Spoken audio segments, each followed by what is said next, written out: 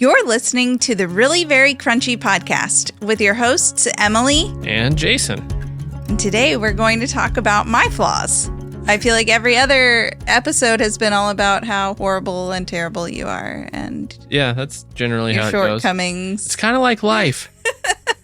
You know, it's actually more like all of our conversations. Lies. Lies, Stephen. I don't even remember where we got that from. What's that? Lies, Stephen. That's from Nacho Libre. Oh, okay. Yeah, your favorite movie. Yeah, I do love that movie. It took me 2 times to watch it before I liked Nacho Libre. First time I watched it, I hated it. And the second time I watched it, I thought it was brilliant. Another shortcoming of yours. Yeah, I'll take that one. I'll take that. Yeah. Yeah, so today we're talking about anxiety. Yes, something that I've struggled with most of my life. Yeah. And not constantly, but definitely in huge pockets. Like very intense times of anxiety, and all caused by different things. Yeah, I do want to preface this entire conversation with neither one of us are experts. Neither one of us have doctors. Have solutions to any. I have a couple ideas to any specific person's problems. Right. Okay. The only thing, if we offer any kind of advice in this episode, it is anecdotal, strictly from pretty much your experience. Yes. And we're not making any claims about where anybody else's anxiety comes from or how it develops in a person. This is your blanket statement. This is my blanket statement. Don't blame us. We are now, after this, allowed to say whatever we want. Because and it is about get mad. No, it's about my anxiety. I'm not talking about anybody else's anxiety, your anxiety, my experience with anxiety, which isn't as extensive, I would say. Yeah. Which is so interesting to me with your. Why is that? Well, with your polycystic kidney disease. That is a very interesting situation because, like, as far as we know, you have no life-threatening disease. Mm-hmm. I mean, you could. Thanks. But we don't know. Thanks. I'm just kidding. And I do. Mm-hmm. You lean towards having sometimes, not as often anymore, but at times some severe anxiety. I have over polycystic kidney disease is what my disease is. Zero anxiety about it, at least right now, probably because it doesn't affect me day to day. You have had some anxiety. I've noticed it in the last year, especially. It'll be like it comes up and you get really quiet and you don't really want to talk about it. And then you just kind of move on. And then it doesn't really affect you day to day. It's not like intense anxiety, but I can see it in you a little bit. You're thinking about it. Do you have any example? Nope. I mean, it is not a badge of honor to me to not have anxiety about it. Just so that's also clear, here's another blanket statement. I do not wear that as a badge of honor. It's just interesting. It is interesting because a lot of my anxiety has been health related. Yeah. Stemming from fear of health issues. Right. Because I have had some health issues in the past. Yeah. And you have something very serious, potentially life-threatening. Not right now. It's fine. And you're just like living your life, going on, not even. My kidneys. Do you even think about it every day? I do. Oh, it does enter your mind every day? It does enter my mind every day. Well, mostly because you're eating breakfast and you're like, I should be fasting. Yeah, because there's that one study out there that's like, if you intermittent fast, you could reduce this, or at least it happened in mice because mice and people are the same. Well, here's a funny story that should have induced anxiety, and it did for a minute. The other day, we met a doctor friend. He's a retired doctor. Yeah, that was one. Is that one of those situations? That's one of those situations. Yeah. So we were just talking. He's a urologist. Was a urologist, yeah. Is. Well, he's retired, right? Is he retired? I think he's retired. Oh. Yeah. So he comes up to me and, we're just talking and he says something along the lines of, so I hear you have polycystic kidney disease. And I said, well, yeah. I mean, it's not affecting me day to day. Too bad that I can tell, and my kidneys aren't the size of footballs. And he's like, not the size of footballs yet. I mean, I've seen some guys that are way bigger. Oh, no, he said, you'll be lucky if it only gets to the size of footballs. I've seen guys with big kidneys, much bigger than that. You'll be lucky. And I'm like, great. thanks. That sounds so comfortable and wonderful inside my body. Thank you for giving me something to look forward to. Though it didn't necessarily cause anxiety, it did kind of like it made you upset. Me. Yeah, I could tell. It was very depressing. I got in the car and I was like, what's wrong with you? And you told me, and I was like, oh, yeah, that doesn't sound great. Sounds pretty horrible. Man, I know like all 100% of the people I've treated with that are dead at the age of like 50. No. Good luck. No, he did not say that. It's going to be great, Jason. Yeah. Polycystic kidney disease. It's going to be great. Can't wait till dialysis. That'll be fun. Super energetic one day and then like feeling like death day 2 or day 3. Well, are you wanting to induce You're anxiety? the one that said it's going to be great. I'm just saying. This is going to be great. We're going to figure it out. This is my talk. I always tell you, I'm like, we're going to figure it out. You don't know what scientific advancements are going to be made. You're going to start intermittent fasting. And I can't intermittent fast. You just have to get too past cranky. the grouchiness. I get hangry. I can't. How? If anybody's out there I think we already said this, didn't we? I don't know. Okay. If anybody's out there and that you have a remedy other than feeding yourself for hanger, please tell me. Distraction, probably. That's what I think. Jason, we have a ton of laundry. You could just do laundry and it would distract you, and then you wouldn't be hungry. Nothing distracts me from hunger. Nothing distracts me from hunger. Yeah, I know.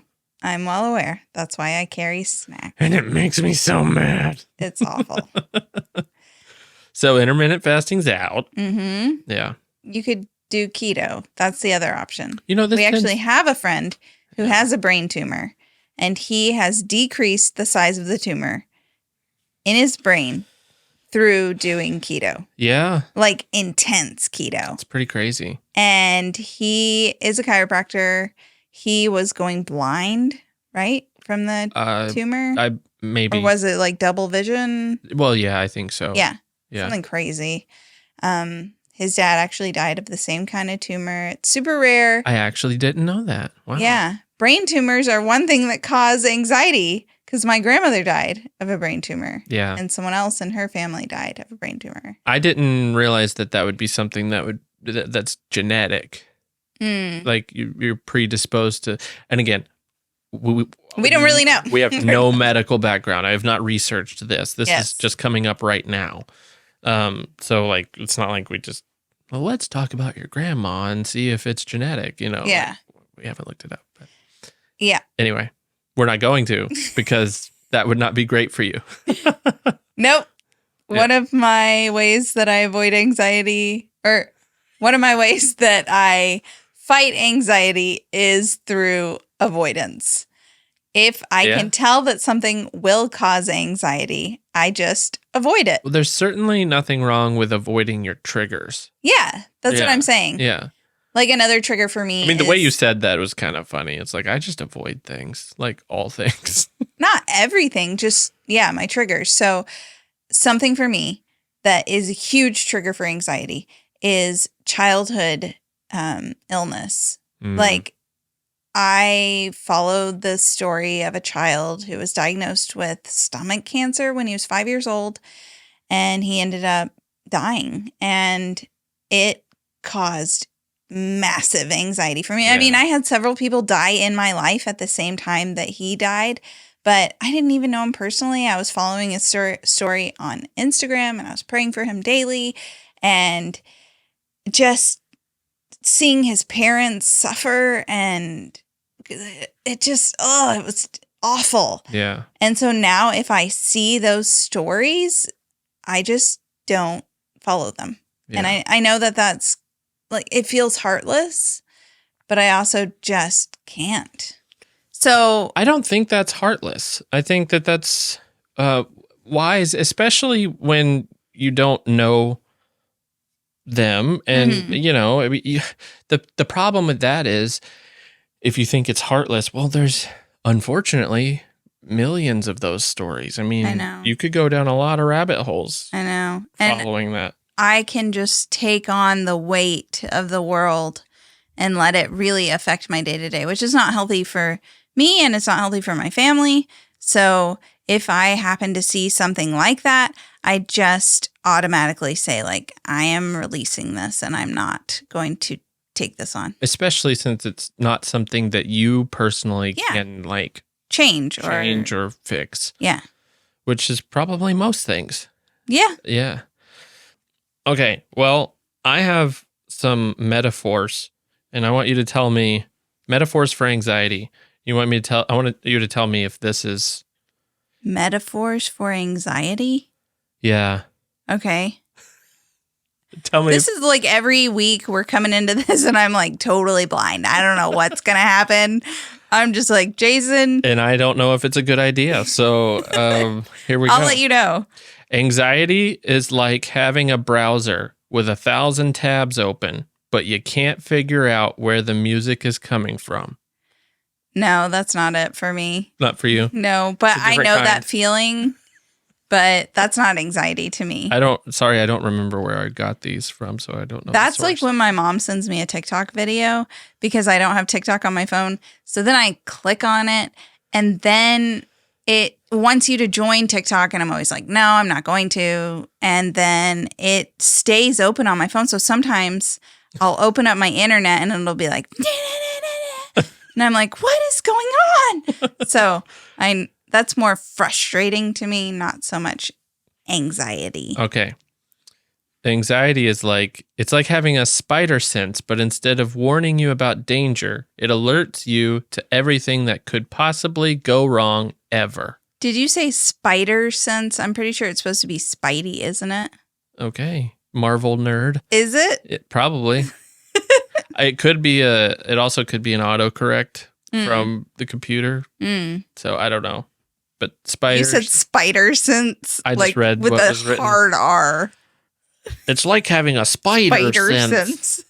Yeah. Well. It's like having a spidey sense. Yeah, kind of.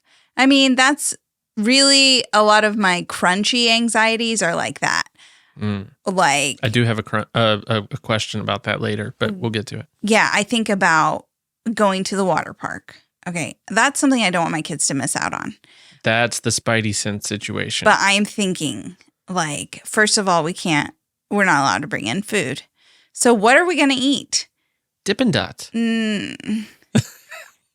It is from Paducah, so technically local, right? Yeah, it's local. It's locally sourced Dippin' Dots. Do they make it here? They did for a long time. I don't think they do anymore. I think there was a fire there or something. What? I don't know. Okay. Anyway, so that, and then also all the chlorine, all of it. I get anxiety about their bathing suits. I mean, I spent hours digging and digging for the best bathing suit I could find. And still I ended up going with one that was polyester. Ugh, it was Okotex certified. And she quickly I'm going to wear organic cotton underwear underneath. And I mean, like all the things. Yeah. It like verified no PFAs. Sorry. I don't know why I feel like I have to say PFAs, even though I've been corrected. PFAS. Yeah, I'm just thinking about everything. Then sun. So am I going to put sunscreen on them? Am I going to use what? That's that one. Okay. It's all right. So I'm hitting on different types of anxiety then, I guess. Okay. All right. I have one more. Anxiety is like trying to keep a balloon inflated by sheer willpower. One tiny prick and boom, it's chaos. I don't understand that one. No. I don't either. Now that I understood it the first time I read it, and then now I'm reading it, and I'm like, wait, that doesn't really make any sense. I could keep a balloon inflated by sheer willpower. Have you ever blown up a balloon and then just didn't tie it? You just held it there? Yeah, I don't really get that one, but maybe someone out there does. Yeah. Yeah. All right. Whoever wrote it clearly did. Yeah, they definitely got it. Boom. Chaos. Boom goes the dynamite. I think this is a good point for comments of the week. And then I have a couple of questions. Did you send me the comments? I did. Okay. They are in. I had sent them a while ago. Which video is this? The school bus video. So you cosplay as a teacher and teach them less than the very basic. Another anxiety-inducing thing. Homeschooling. Am I doing enough? Am I teaching them enough? Okay. First so they're of all, just insulting you for homeschooling. Yeah. We do often get commenters, like if we do anything, even mentioning homeschooling, we get commenters, especially on YouTube, talking about basically that homeschool should be a crime. Okay, my child is in kindergarten. Yeah. My other child is preschool. How am I not teaching them enough? Because pretty sure in kindergarten, really, they need to learn how to be a person, how to sit down and listen. And the most important thing is for them to play. Yeah. Really, at that age, I truly believe that. And also, I was listening to Sarah McKenzie Read Aloud Revival. She was doing something about a fairy tale summer.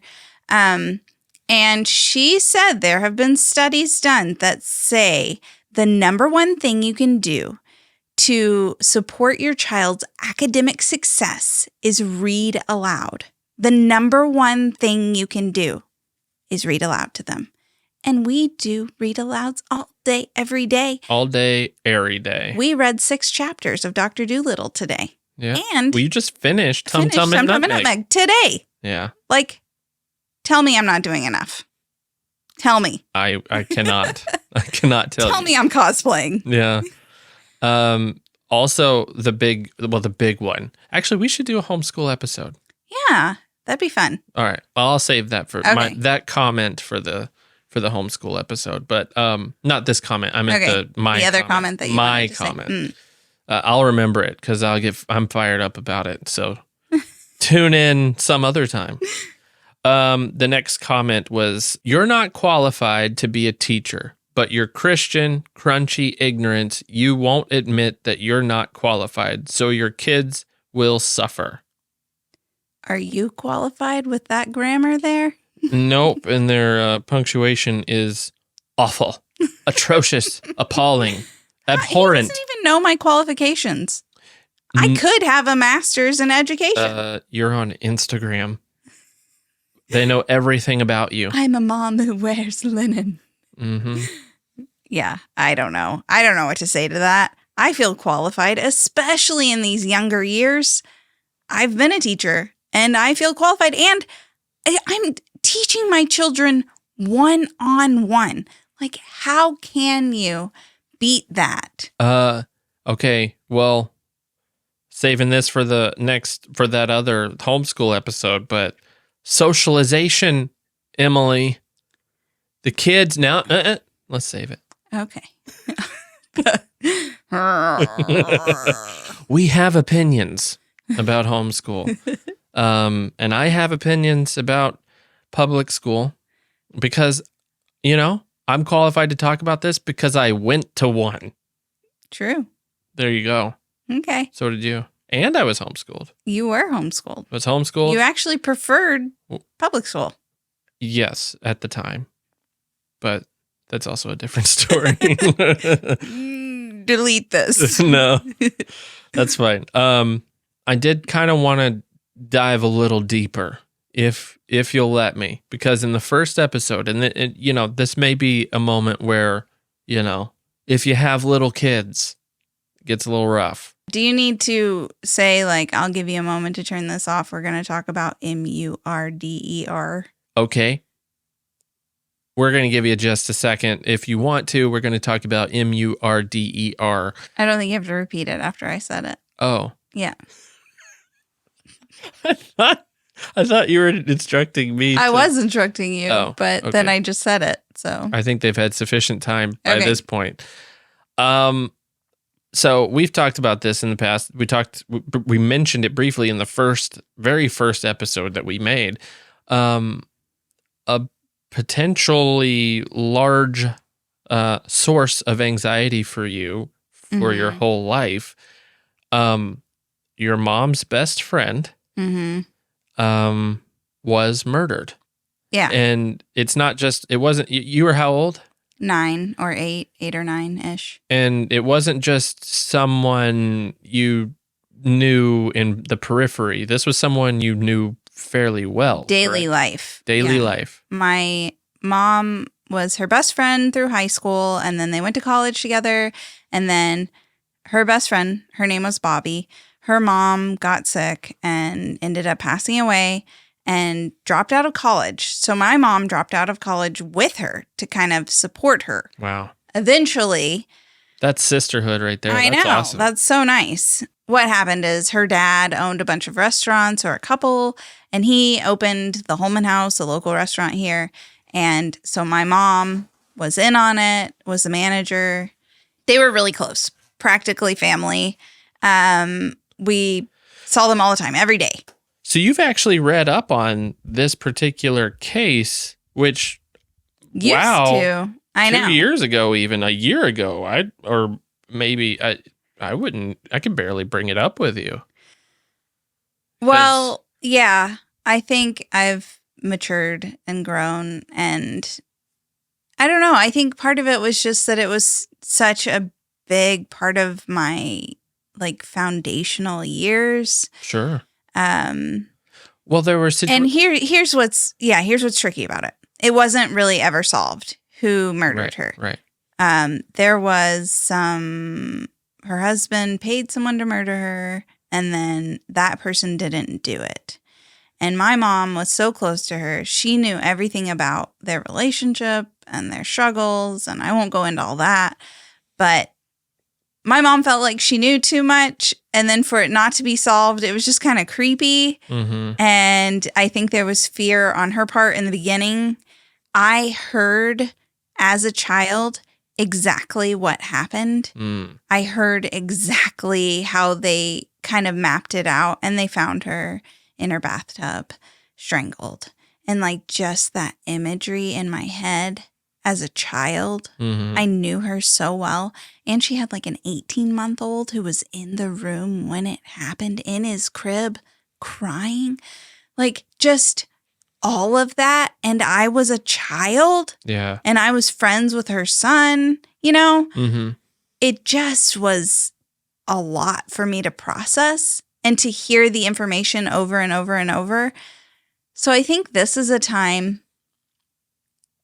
that, you know, I think there's been like this big push to be like super honest with our kids, super open. But then I think as parents, we need to protect our children and their innocence. And I'm not saying my parents didn't do their best or whatever. Oh, sure. But I mean, there was probably no avoiding it. No, I mean, it was so shocking. Yeah. It was so shocking. And just, you know, going to her funeral and you overhear things like people talking about why it couldn't be an open casket. And she was so beat up, and to never really know, you know, like just who did it. And that person is still out there, and I might know them.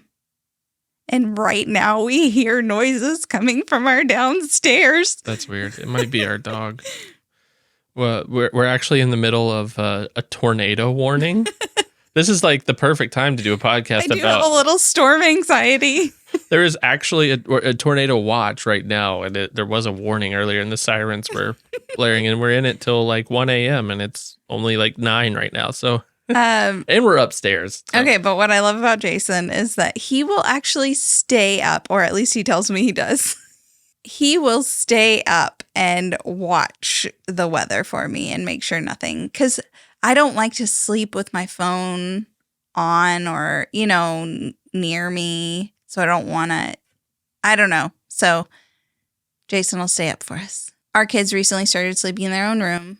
Yeah. Even though we're right near them, it still is a little nerve-wracking. So I'll just watch the little map and the clouds going over it till the warnings are gone. But I don't know that I trust you, because the moment I hear those warnings, I'm like, let's go to the basement, guys. You know, I get my little food stash. I've got the beeswax and I'm candles outside on the there. porch. Yeah, like, you're outside. Looks outside. fine. You're outside. I want to see. Like checking it out. I want to see a tornado. I don't trust your opinion on when we should go to the want to basement. see a tornado. I know. In real life. So would you wake us? TV doesn't do it for me. Yes, I would wake you. Okay, if I saw one. There was a horrible, horrible tornado about 15 minutes away from us. Yeah. Awful. What, 3 years ago?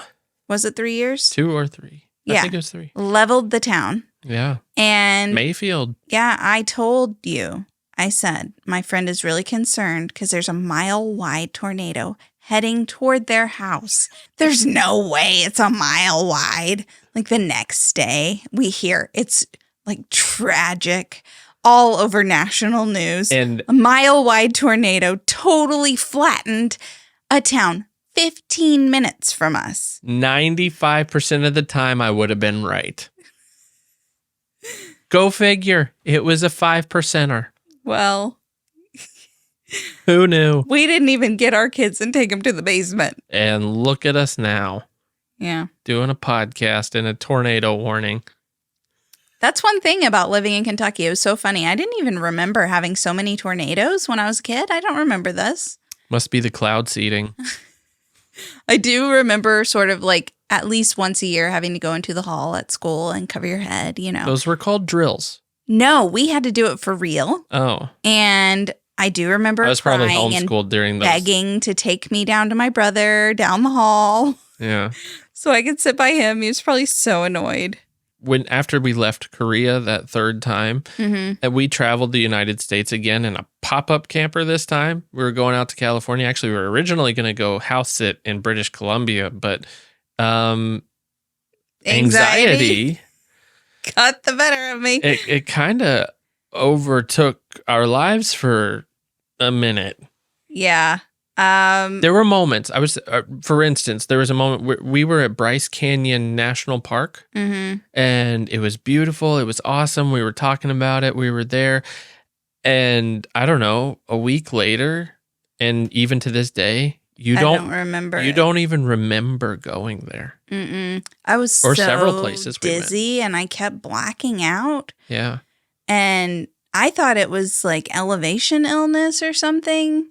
Remember? But I was having a terrible panic attack. Yeah. And I didn't really realize it, even though I had panic attacks. But it was awful, like terrible. I was playing it cool, and my parents were like, you should go to the ER if your pulse is that fast. And like they were really concerned about me, which is sweet. You know, I think they gave me good advice. But then we went to the ER, and then they were like, oh, your D-dimer metric is elevated or something, which has to do with a blood clot. And that always happens. I've only been to the ER like a couple times, but yeah, they're always talking to me about my D-dimer. I'm like, I don't have a blood clot. I don't. But that first time, you're like, what? I have a blood clot? No, just potential. Yeah. So then I had like a CT scan or something done, nothing. So then I'm like I still have anxiety about that radioactive dye. Like whatever it was they gave me.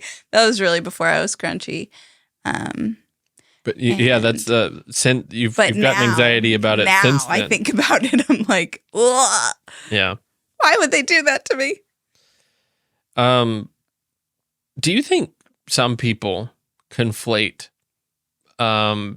being highly stressed with anxiety? I do. And I think sometimes they can go hand in hand. I think high stress can cause anxiety, but I don't think it's the same thing. I have been stressed, but stress feels very situational to me. Because I feel stressed fairly often. Yeah. I shouldn't. I understand that that's not good, but I don't equate it to anxiety. It's not the same, but stress can cause anxiety, I think. Or anxiety can cause stress. Yeah. But they go hand in hand. Right. But one is not the same as the other, though. I don't think so. Okay, so my anxiety was at such an extreme level on this trip that for some reason we were at a campground and our dog got fleas and then brought the fleas into our camper. And then we got some flea bites. And then I was totally like convinced we were going to get the plague. You read an article that happened that year. Probably It was because like one week before. Some kids. It was out west too, which we were out west. In Utah or something. These kids got bitten by fleas and got the plague and died. And then you happened to be going through this anxiety, this like terrible bout of anxiety. And then you read that, we're out west, we're getting eaten up by fleas. You automatically think, oh my gosh. We're going to get the plague. We've got plague. I didn't say we've got it. I said we're going to get it. And well, how long does it take to get the plague? 24 hours. I'm just making that up. So that was kind of a crazy time. We had to pull everything out of our RV and go to the laundromat and wash it. Kind of fun. Yeah. I actually still remember the PJs we got from Goodwill. Yeah. I was wearing something sleeveless and like I think I had leopard spotted PJ pants or whatever. Yeah. It was looking real classy in the laundromat. It was terrible though. But then we went to a friend's house and I was having awful panic attacks every single night. Every single night, waking you up, and you were so tired of it. I'm surprised you are still married to me today. You're cute. It was a rough time, though, right? It was a rough time in our marriage. I mean, I didn't look at it as like a rough spot in our marriage so much as just like, what is happening? Like, it was just like there was never... Our marriage was fine. There was no thought of like, I can't take this. Leave me, but like, it was hard. Sure. But like, it was just hard to figure out because there was no solution. Because I see you crying, unable to breathe, like all these things. Mm-hmm. And I don't know what to do. Neither of us was equipped for dealing with it. And I was under... Sorry, go ahead. Under the medical supervision of a naturopath. She was the real deal. I know. You never know. She was an eyelad. I don't know. We don't need to go into all that. I don't want to go into all that. Why? Because she was a phony. I don't know if she was a phony. She was a phony. She did feel like it was a money grab, and she was capitalizing on my anxiety, and I don't know. The wind is very heavy outside right now. If you hear anything in the background, there's like possibly a tornado happening right now. Good. I feel fine. I don't know. I'm going to check my phone really quick. Make sure. Oh, I'm in airplane mode. Jason. Ryan Hall, y'all. Ryan Hall, y'all. Are you good? I'm actually going to look up Ryan Hall, y'all, right now. Who survived this. If you are in the path, if you're south of Arlington or near Morton's Gap, this is coming beelining for you right now, and this is not this is terrifying. Around situation. This is the real deal. Yeah, this is the real deal. This is probably 172,000 people are watching his live stream around this area for some time. And it's not these. These are not the ones that you want to start your storm chasing career with. You don't want to go looking for this. Okay, this is not Jason, that kind of tornado. Listen to Ryan Hall, y'all. Anyway, where were we? Are you gonna check it? Yeah, we're fine. We're still under a tornado watch. We're fine. Okay. It's just a watch. Ryan's watching for us. Okay. Ryan Hall, y'all. Naturopath. Oh, yeah. What were you concluding about that? Oh, I was just saying that I feel like a lot of people would be like, she needs to go see a doctor. But I did. Yeah. But it was questionable. Yeah. So you have to find someone that you trust. And also, it's hard for me to give advice, but we ended up moving. And I think one thing that really helped me was, and this sounds weird and like I'm saying like just get outside, but we moved to a lake house. It was in the winter, so the lake was frozen over, but I spent so much time outside walking around that lake. Yeah. And it was really healing for me. I mean, I really was able to let go of a lot of my anxiety. And there are like scientific studies that back that up with having higher vitamin D levels and also just being in nature. There's so many benefits. And one of them is decreased anxiety. So I feel like that was a huge part of my healing journey, and probably one reason that I'm so passionate about spending so much time outside. I wrote about this in my book, but there was a study done that children who are within, I don't know, a certain proximity of green space growing up are something like 70% less likely to develop mental health issues as an adult. Oh, wow. Just having access to green space, spending time outside, Yeah. to me is so important. I could make a whole podcast about that, but there's already one. Oh, yeah. What's that one called? 100 Days Out in the 1,000 Wilderness? hours outside. Jenny is amazing. Yeah. Her so, podcast is awesome. If you have not checked out 1,000 Hours Outside, she interviews some pretty incredible people, and she's incredible herself. Yeah. So, started a really cool movement. really cool movement. And Yeah. I bet has like healed so many people. Yeah. Has helped so many lives. So anyway, but so I think that was healing. And then also I cleaned up my diet then, because under the recommendation of the naturopath, I gave up gluten, dairy, and sugar. So she's only a partial phony. And so basically cut out all processed food. And I felt so much better. Yeah. So I think diet plays a big role as well. Sure. There was you came to some conclusions too, right? I mean, I remember you've talked about, and again, this isn't something that I'm saying this could just work for anybody, but you came to a conclusion that you're just not in control of everything. Yeah. And me worrying about it won't change it. Right. So It was very eye-opening when you actually reached that point, and I'm not 100% sure how you got there. one part was reading the book Afraid of All the Things by Scarlett Hiltebittle. If you are a Christian, then that book for me was foundational, like changed my perspective. Afraid of All the Things. Yeah. That book was so helpful to Wow. me.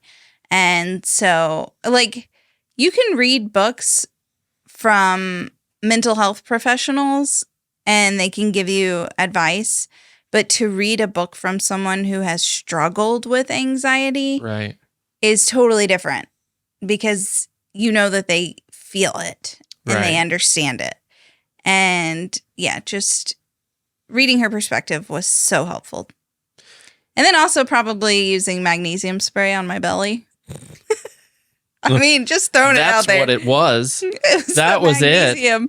Well, there are 4 different types of magnesium, and every single one of them is helpful for anxiety and sleep. This podcast brought to you by Earthly Wellness. Maybe later. Visit the link in the description. I do have one last question Okay. about this.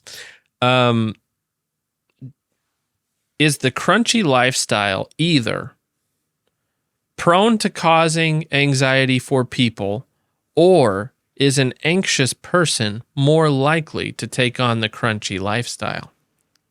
Both, I think. And if you're hearing some noise in the background, that's just the tornado. Don't worry about it. And if you heard, I said both for you.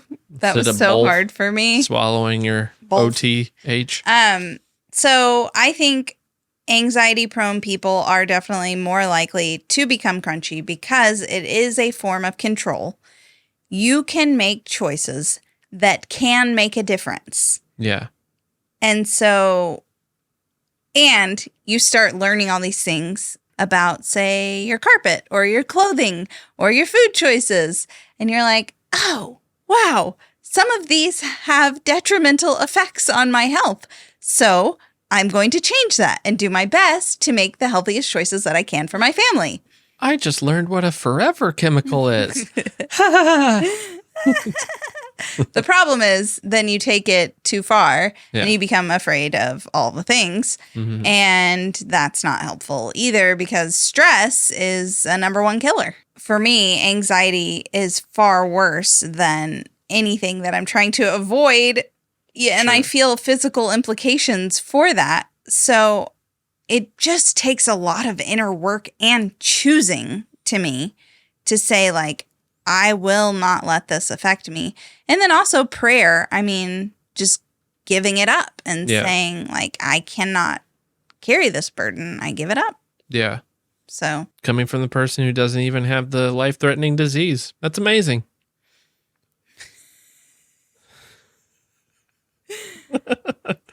yeah. Well, I'm kidding. You could have one. Thanks. It's so funny. Ha ha. I'm sorry. No. I had to throw some levity into this. It got a little too serious. Goodness. I know. Ugh. Well, I was gonna. So, did you want me to make a list of everything I'm afraid of? Was that the next step, Jason? Just kidding. The 3-3-3 rule. Name 3 things they can see. Identify sounds they can hear. Move 3 different parts of the body. Did you just Google that? Because it's like totally. Oh, there's so Google many notes. thing. There's so many notes that I didn't use. Let's hear it. Let's hear. I don't like the 3-3-3 thing.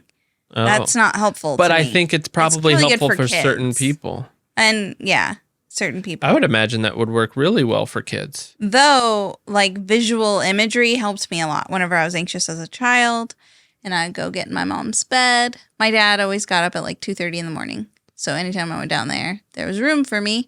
And she would be like, imagine you're on a roller coaster. Just kind of distracting me and getting me to think of something else. That always has helped me try to take my thoughts away from that.